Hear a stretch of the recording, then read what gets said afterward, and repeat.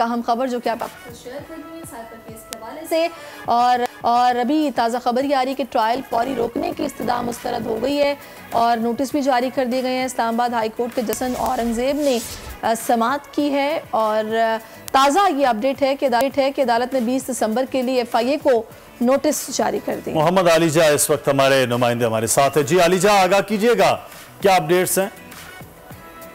फिर पाकिस्तान तहरीक इंसाफ के जो वकला हैं उनको काफ़ी अरसे से ही जो जेल ट्रायल और सवाल से तहफ़्फ़ुज़ात हैं उनका ये कहना है कि जो ओपन ट्रायल के जो लवाजमात हैं जो हुक्म दे रखा था इस्लामाबाद हाई कोर्ट ने उनको पूरा नहीं किया जा रहा। ना तो मीडिया को उस तरह से कवरेज की इजाज़त है, ना फैमिली को उस तरह से मिलने दिया जा रहा है, ना पब्लिक को। तो इस हवाले से उन्होंने इस्तदा की थी कि साइफर केस में जो जेल ट्रायल जारी है उसको रोका जाए।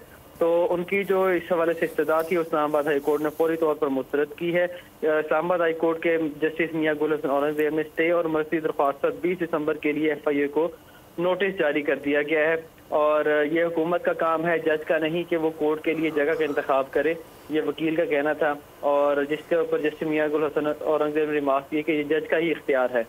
तो लेटर ऑन फिर समाअत का दलाइल सुनने के बाद जस्टिस मियां गुल हसन औरंगजेब ने 20 दिसंबर के लिए FIA को नोटिस जारी कर दी।